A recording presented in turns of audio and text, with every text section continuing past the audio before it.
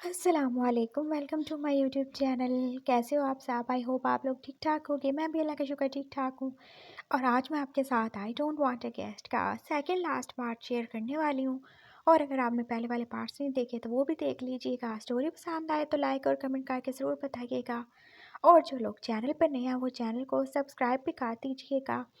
और क्योंकि आप स्टोरी एंड होने वाली है इसलिए हमारी स्टोरी थोड़ी सी रोमांटिक, थोड़ी सी नॉटी हो ही जाएगी, तो इससे बच्चों के फ़ोन से दूर रखना है आप लोगों की और बच्चों की सेहत के लिए अच्छा होगा।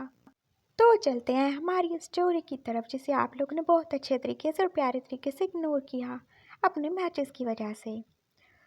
लैंज़ैन जो कि आप बेचारा ठंड में पहले मज़े करने के बाद अब सज़ा लेने के लिए खड़ा ही हुआ था और उसने कितने बार दरवाजे पर नॉक किया हुआ था, लेकिन शैन ने ना खुद दरवाज़ा खोला ना ही किसी को खोलने दिया। वो वहीं बैठ गया था और उसने वो नाइफ़ भी अपने पास ही रख ली थी। और उसने कहा अगर किसी ने भी दरवाज़ा खोला तो मैं अपनी कलाई काट लूँगा, अपनी जान दे दूँगा। खबरदार जो किसी ने दरवाज़ा खोला तो। उसके मामा पापा उसकी तरफ देख रहे थे, वो ऐसे क्यों ही कर रहा था, इतना ज़्यादा भी इमोशनल क्यों हो रहा था। और जो भी किया खुद ने उसने किया था। और आप वो कैसे अपने हस्बैंड को ऐसे रात के 3 बजे इतनी सर्दी में और जब स्नोफॉल हो रहा था उसने घर से निकाल दिया। और बाहर कितनी ज़्यादा बर्फ़ गिरी हुई थी और कितनी ज़्यादा ठंड थी। गगा प्लीज़ वो पापा को अंदर ले आओ ना। कोई पापा शापा नहीं है तुम्हारे, चुप करके बैठो। कोई पापा नहीं है, ये पापा है हमारे।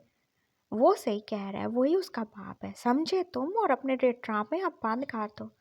आपकी बाहर उसके पापा ही थे जो गुस्से से उसकी तरफ देख के बोल रहे थे, पापा आप भी उसकी साइड ले रहे हो?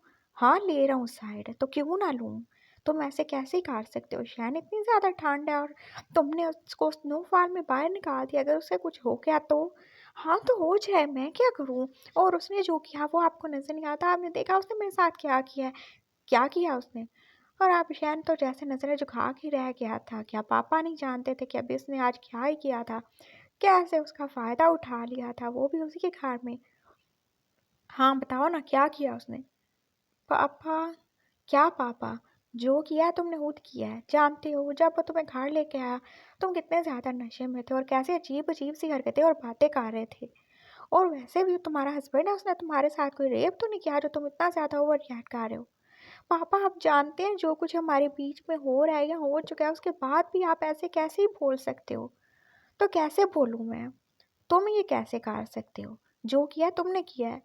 पापा मैं नशे में था, मुझे नहीं पता चला। और नशा तुमने किस वजह से किया था? ज़रा ये बताओ। वो तो मैं जेलस। हाँ हाँ बोलो बोलो। और अब शयान फिर से चुप हो गया। अब तो उसकी सारी गलती उसे होती नजर आ रही थी। बोलो ना, आप बोलते क्यों नहीं हो? पापा वो मैं, हाँ बोलो बोलो। मैं जेलस हो गया था, मुझे बहुत ज़्यादा गुस्सा आ रहा था और मुझे पता नहीं चला, मैंने वो पास वो मेरे हाथ में ग्लास था और मैंने ड्रिंक कर ली, तो मुझे नहीं पता उसके बाद क्या हुआ। ओह तो तुम जेलस हो रहे थे? किससे जेलस हो रहे थे? वो उस नैन्सी कमीनी से। वो कैसे उसके साथ चिपके जा रही थी, मुझसे नहीं देखा क्या? अच्छा, नहीं देखा क्या? क्यों नहीं देखा क्या? पापा वो मेरा हस्बैंड है, तो मैं कैसे अपने हस्बैंड को ऐसे किसी और के साथ देख सकता हूँ? बोले आप कैसे अजीब-अजीब से सवाल किए जा रहे हैं? अभी तो उसको पनिशमेंट देने की बात चल रही है और आप ऐसे मेरे से ही ऐसे इन्वेस्टिगेशन कर रहे हैं जैसे मैं कोई कितना ही बड़ा किलर हूँ या कोई मर्डरर हूँ? क्या हूँ मैं? बताएँ मुझे। हाँ, तो वो ही हो ना तुम। तुमने अभी उसको बाहर निकाल दिया, अगर वो मर गया तो क्या होगा? और अफशान ने एकदम से अपने दिल पे हाथ रखा था जो कि तेज़-तेज़ ही धड़क रहा था। पापा प्लीज़ ऐसे नहीं बोलो। हाँ तो और क्या बोलूँ? तुम अभी तक उसे भूल नहीं पाए, तुम उससे प्यार करते हो, तुम जेलस हो रहे थे, तुमने ड्रिंक की। और इसके बाद अगर तुम दोनों के बीच में कुछ हो भी गया तो इसमें क्या ही गलत था जो तुम इतना ज़्यादा ओवर रिएक्ट कर रहे हो? वो तुम्हारा हस्बैंड है ना, और उसे प्यार करना तुम्हारी ड्यूटी है। और उसने कुछ गलत नहीं किया, जो कुछ किया तुमने खुद किया है। हमें सारी आवाज़ें आई जा रही थी। उसके पापा ने बोला। अब शैन और ज़्यादा सर झुका के रह गया। आज तो लहसैन के साथ-साथ उसकी भी इज़्ज़त उतर ही चुकी थी अपने घर वालों के सामने। और जो शरीफ़ी का लिबादा उसने ओढ़ रखा था वो तो जैसे अब तार-तार ही हो चुका था। कोई हमें भी बताएगा कि पापा को बाहर से कब लाना है? हनी जो कि पास ही बैठा हुआ था, उसे कितनी ज़्यादा फ़िक्र हो रही थी रहन-सहन की, जो बेचारा सर्दी में बाहर था। और तब उन लोगों को ध्यान आया कि ये बच्चे भी तो भी यहीं बैठे हुए हैं। और फिर वो ज़रा मोहतात ही हो गए, क्या ही वो बातें कर रहे थे, वो भी बच्चों के सामने। कि आंटी ने उसे चुप करवाया। तुम देख नहीं रहे काका कितने ज़्यादा गुस्से में है। कोई काका वाका नहीं है कि तुम्हारा, ये तुम्हारी माँ है। पापा! क्या पापा? चुप हो जाओ, मैं तुम्हारा मुँह तोड़ दूँगा। आज तो उसके पापा सच में गुस्से में थे।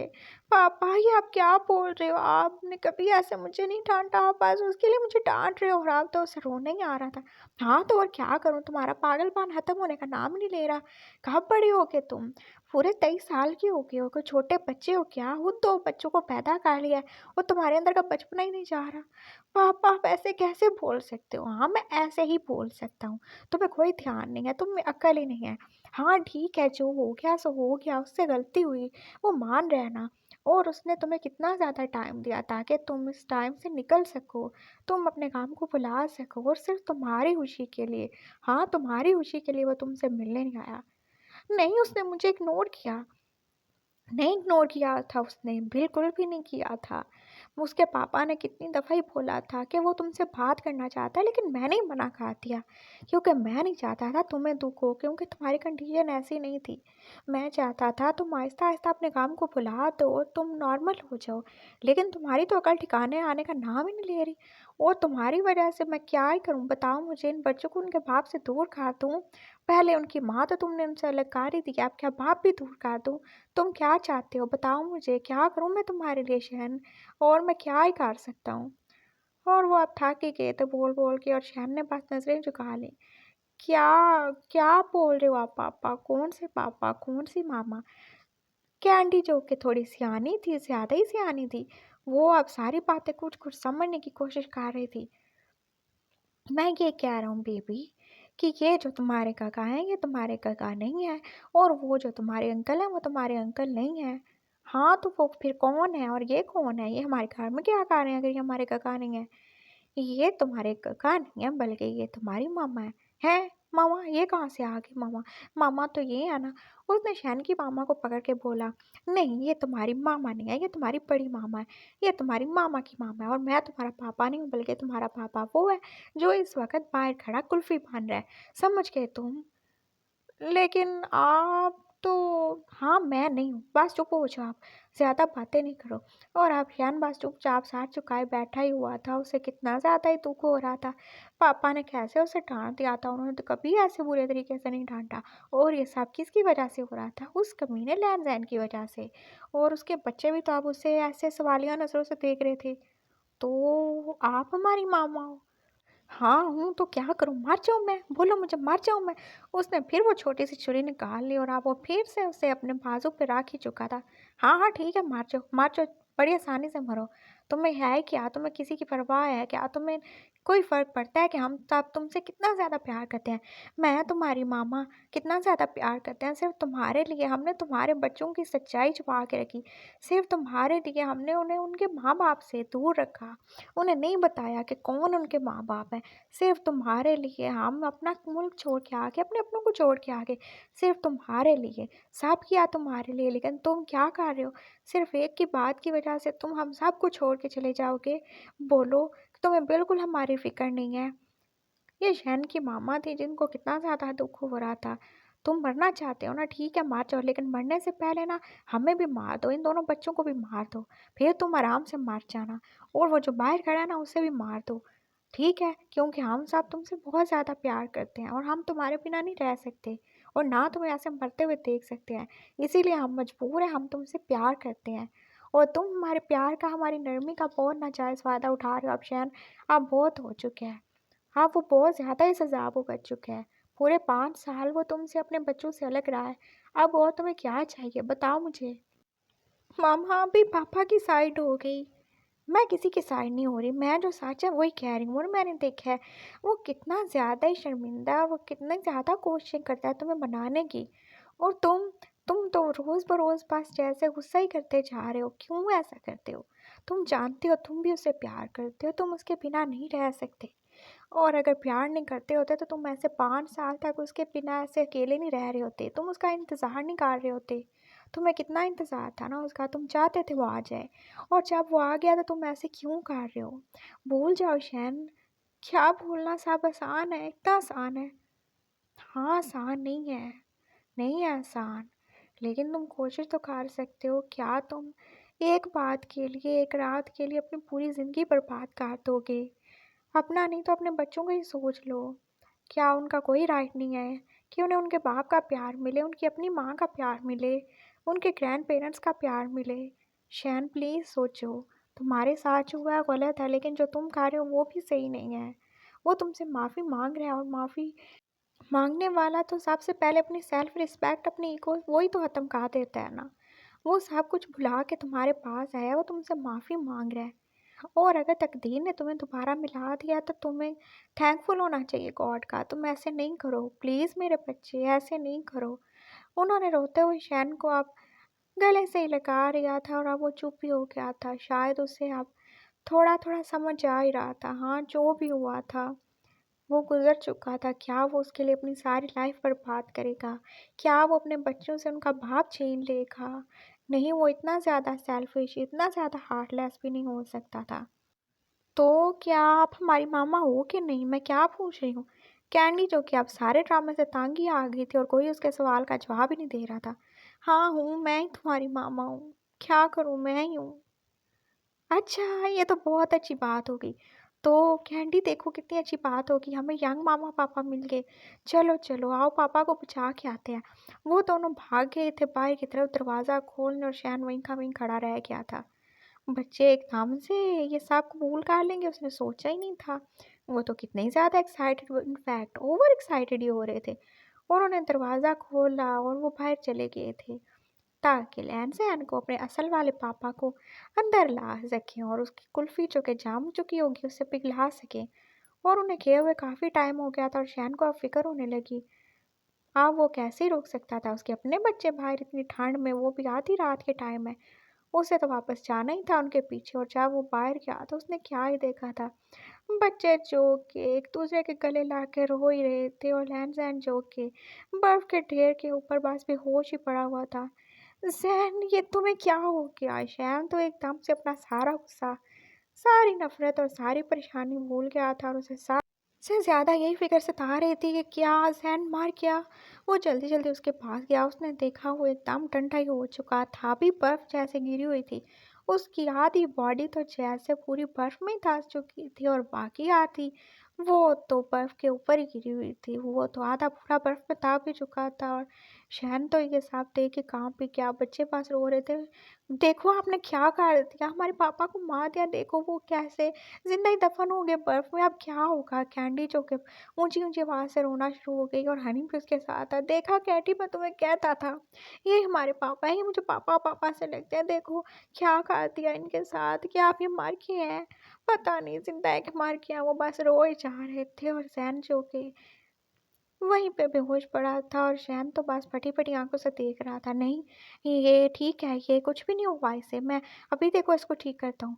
वो फिर जल्दी-जल्दी अंदर गया था, और अंदर से उसे जो भी चीज़ मिली थी वो ले आया था, और उसने बर्फ़ हटाना शुरू कर दी, और उसके मामा-पापा भी आ गए थे। फिर वो कितनी मुश्किल से फैन-ज़ैन को अंदर रूम में ले गए थे, और वो तो जैसे पूरा बर्फ का ही बन चुका था। वो कितना ज़्यादा ठंडा था, और वो बेहोश ही हो चुका था सर्दी की वजह से। और अब शैन को बहुत ज़्यादा फ़िक्र हो रही थी, ये उसने क्या ही कर दिया? अगर ज़ैन को कुछ हो गया तो वो क्या करेगा? वो उसे रूम में ले आए थे, लेकिन अभी 4 बजे कौन ही आएगा डॉक्टर? वो बस उसके पास ही बैठ गया, और दोनों बच्चे भी वो तो बस एक दूसरे के गले लग के रोए जा रहे थे, रो ही रहे थे। और ज़ैन वो बेहोश था, और शैन जो के पास अब बैठा हुआ था उसके पास, वो कभी उसका एक हाथ तो कभी दूसरा हाथ अपने दोनों हाथों में लेके उसे बार-बार जैसे अपने हाथों में रगड़ ही रहा था। वो उसे बार-बार बुला रहा था, "ज़ैन प्लीज़ उठ जाओ ना। I am sorry. देखो, आई एम सॉरी, मैं जानबूझ के कुछ भी नहीं कर रहा था। तुमने जो किया उसके बाद मुझे गुस्सा आ गया। प्लीज़ मुझे माफ़ कर दो, प्लीज़ ठीक हो जाओ। तुम्हारे हाथ कितने ज़्यादा ठंडे हो रहे हैं ना, प्लीज़ ठीक हो जाओ। मैं क्या करूँ? मैं क्या करूँ? मुझे समझ नहीं आ रहा।" और अब वो इधर से उधर उठ के भागने शुरू हो गया था। फिर उसे ख़्याल आया कि उसे इसके कपड़े तो चेंज करने चाहिए, और उसने अपने मम्मी-पापा की तरफ देखा, क्या वो इनके सामने ही करेगा? नहीं, नहीं, बिल्कुल नहीं। मामा, आई थिंक मुझे इसको चेंज करवा देना चाहिए, इसके कपड़े कितने ज़्यादा ठंडे हो रहे हैं ना। प्लीज़ आप कैंडी और हनी को बाहर ले जाएं प्लीज़। वो बस इतना ही कह रहा था, और उसने आंखें झुकाई हुई थी, और उसके मामा पापा समझ गए कि अब शहन काफ़ी ज़्यादा शर्मिंदा है और वो अपने हस्बैंड की थोड़ी-सी हेल्प करना चाहता है, इसलिए वो बच्चों को लेके बाहर चले गए। बच्चे जो कि जाना नहीं चाहते थे, वो अपने पापा के पास ही रहना चाहते थे, लेकिन फिर उन्हें जाना पड़ा था और ये उनके पापा की सेफ्टी के लिए था। और अब उसने दरवाज़ा बंद कर दिया था और वो अब आ गया था। अब वो क्या ही करे, क्या वो नन्ही-सी जान लहन-सहन को कैसे ही हैंडल कर सकता था।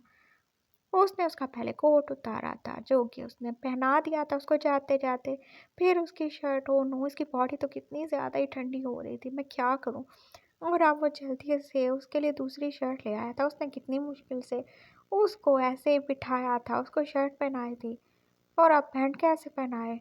हाँ, क्यों नहीं, पहना सकता हूँ मैं। मैं बहुत ज़्यादा ब्रेव हूँ, मैं सब कर सकता हूँ। और अब उसने थोड़ी आँखें खोल के और थोड़ी आँखें बंद करके उसकी पैंट भी उतार दी थी और अब उसकी पैंट भी चेंज करवा दी थी और अब दोबारा से उसे ब्लैंकेट में कवर कर दिया था। और अब वो जैसे उसके साथ ही लेट गया था ताकि उसको थोड़ी देर के लिए गर्म कर सके, लेकिन उससे तो कोई फ़र्क ही नहीं पड़ रहा था। क्या करूँ मैं? क्या करूँ मैं? उसे कुछ समझ नहीं आ रहा था। वो उठा, फिर उसने सोचा क्यों मैं इसके लिए सूप ना बना के ले आऊँ?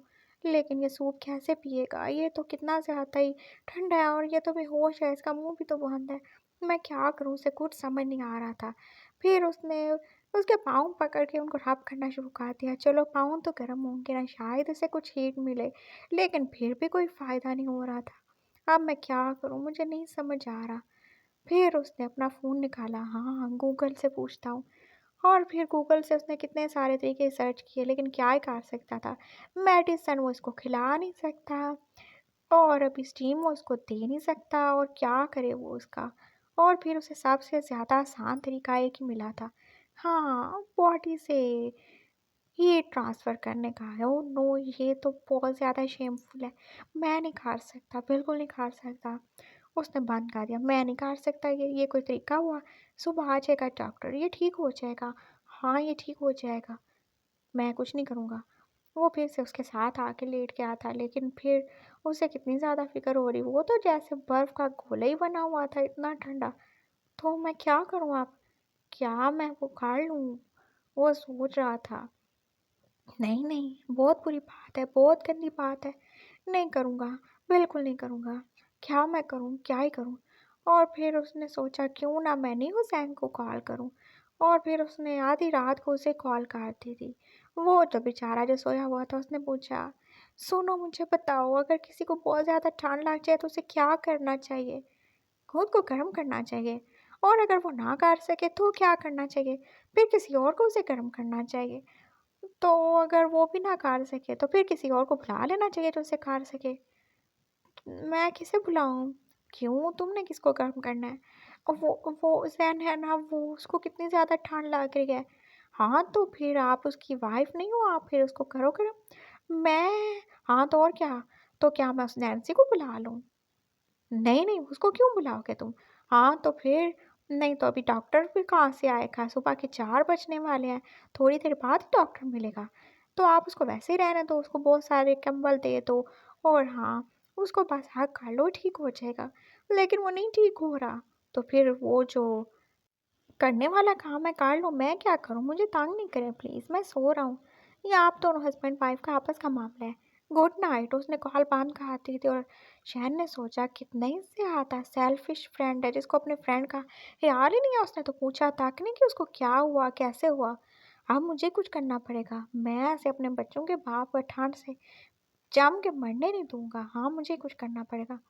और अब शहन ने बहुत ज़्यादा हिम्मत जुटाई और उसे बहुत ज़्यादा शेमफुल फ़ील हो रहा था, लेकिन कोई बात नहीं, वो कौन-सा होश में है, कौन-सा उसे देख ही रहा था। और शैन तो जानता ही नहीं था कि वो रात को सब कुछ देख चुका है, उसे सब भी पता चल गया है कि उसकी बॉडी क्या से क्या ही हो चुकी है। लेकिन फिर भी उसे बुरा तो लग रहा था और शर्म भी आ रही थी, लेकिन कोई मसला नहीं, वो नहीं देख रहा। हाँ, वो नहीं देख रहा। अब जो करना है मैं खुद ही करूँगा। बिल्कुल, मैं बहुत ज़्यादा ब्रेव हूँ। I can do anything. वो बस सोच रहा था और खुद को ही बूस्ट अप किए जा रहा था और फिर उसने जल्दी से अपनी शर्ट उतार दी और अब वो फिर से शर्टलेस हो चुका था और उसने लहन-सहन की भी शर्ट उतार ही दी थी और अब वो उसके ऊपर आके लेट चुका था। तुम फ़िक्र नहीं करो सहन, सब ठीक हो जाएगा। हाँ, हाँ, सब ठीक हो जाएगा। और वो आप उसके साथ कंबल में उसके ऊपर ही लेट चुका था और उसने उसको बहुत टाइटली हाथ काट लिया था और अब आहिस्ता आहिस्ता उसकी बॉडी की हीट जैसे लहनजैन के अंदर ट्रांसफ़र हो रही थी। और वो लहनजैन वो तो इतना ज़्यादा तेज़, इतना ज़्यादा चालाक था कि उसने एकदम से आंखें खोल ली। उसको एकदम से फील हो रहा था कि ये क्या ही हो रहा है, उसके फिर से मज़े होने वाले हैं। और वो बेहोश कहाँ हुआ था, वो तो सारा ड्रामा ही कर रहा था ताकि अपनी वाइफ को सबक सिखा सके, जिसने उसे ठंड में कुल्फ़ी जमने के लिए बाहर निकाल दिया था। और अब शैन जो कि उसके ऊपर ही लेटा हुआ था, वो बस उसको हाँक करके आंखें बंद करके अब आहिस्ता आहिस्ता बोल रहा था, आई एम सॉरी सैन, ये सब मेरी वजह से हुआ है, प्लीज़ तुम ठीक हो जाओ, मैं तुमसे माफ़ी मांग लूँगा। और हाँ, तुम चाहे माफ़ी ना भी मांगो, मैं तुम्हें माफ़ कर दूँगा। हम मिल के रहेंगे ना, हम वापस चले जाएंगे। और देखो, वो जो कैंडी और हनी है ना, उनको भी सब पता चल गया है। मुझे बहुत ज़्यादा डर लग रहा है, वो तुमसे इतना ज़्यादा क्लोज है, इतना ज़्यादा अटैच है। वो तो अगर तुम्हें कुछ हो गया, वो तो मुझे जान से ही मार डालेंगे। और तुम्हें पता है, मामा पापा वो भी तुम्हारी साइड पे हो गए हैं। उन्होंने कितना ज़्यादा मुझे डांटा था। I am sorry. देखो, तुम मुझे माफ़ कर दोगे ना? बोलो ना, तुम बोलते क्यों नहीं हो? तुम कब ठीक होगे? देखो, मैंने क्या किया है, मैं ये सब नहीं करना चाहता था, लेकिन मुझे तुम्हारे लिए करना पड़ा। मैं तुमसे बहुत ज़्यादा प्यार करता हूँ, मैं नहीं चाहता तुम्हें कुछ हो जाए। मुझे डॉक्टर के आने का वेट नहीं करना था। अगर वो ना आता या लेट आता तो तुम ऐसे ही रहने वाले थे ना। प्लीज़ तुम जल्दी से ठीक हो जाओ। मैं सच में अब तुमसे लड़ाई नहीं करूँगा, जैसा तुम बोलोगे ना मैं वैसे ही करूँगा। मैं अच्छी वाइफ़ बन के रहूँगा। हाँ, मैं सब करूँगा, मैं तुम्हें माफ़ कर दूँगा ना। हाँ, सही है ना? प्लीज़ तुम ठीक हो जाओ, जल्दी से ठीक हो जाओ। फिर वो जो कैंडी और हनी है, उनको भी तो हमने सब बताना है ना। वो पता है कितने ज़्यादा सवाल पूछते हैं, कितने ज़्यादा ही सवाल पूछते हैं। बोल बोल के मेरा दिमाग खा लेते हैं वो, तो मैं क्या ही करूँगा? बोलो ना, क्या करूँगा? और अब तो वो बच्चों का बहाना बना के खुद ही लहन-सहन का दिमाग खाए जा रहा था, बोले ही जा रहा था, बोले ही जा रहा था। लेकिन लहन-सहन को कोई इरिटेशन नहीं हो रही थी, वो तो बस उसकी सारी बातें सुन रहा था और उसे ये सारी बातें बहुत अच्छी लग रही थी। फाइनली उसका प्यारा शैन अब ठीक हो गया है। वो उसे माफ़ करने के लिए रेडी हो गया और तो खुद माफ़ी माँग रहा है उससे। लेकिन अभी थोड़ा और सताना था उसे, फिर उसने आँखें बंद कर ली। ज़ैन प्लीज़, तुम्हें पता है मैंने तुम्हें इतना ज़्यादा मिस किया, बहुत ज़्यादा ही मिस किया। मैं तुम्हें कितना ज़्यादा मिस करता था। उस रात के बाद जब हम दोनों इकट्ठे थे, मैंने कितना ज़्यादा तुम्हारे टच को फ़ील किया था, कितना ज़्यादा मिस किया था। और हमारी वेडिंग नाइट को मैं कितना ज़्यादा एक्साइटेड था। मुझे लगा हम प्यार से रहेंगे, बहुत ज़्यादा प्यार करेंगे। लेकिन वो सब हो गया, लेकिन मैं उसे याद नहीं करना चाहता। वो पास था ना, वो गुज़र चुका है। मैं अब उसे याद नहीं करूँगा, मैं अच्छे से रहूँगा। प्लीज़ तुम ठीक हो जाओ, प्लीज़ तुम आँखें खोल दो, कुछ बोलो ना। कुछ बोलते क्यों नहीं हो तुम? मैं तुम्हारी आवाज़ सुनने के लिए तरस रहा हूँ। ठीक हो जाओ ना। देखो, अब तुम अगर ठीक नहीं हुए ना, मैं सच में रोना ही शुरू कर दूँगा। और मैं तुमसे वादा करता हूँ, मैं आइंदा से कभी तुमसे लड़ाई नहीं करूँगा, कभी तुम्हें तंग नहीं करूँगा, सच में, आई प्रॉमिस। वादा करो फिर, हैं? और अब शैन ने एकदम से आंखें उठा कर देखा।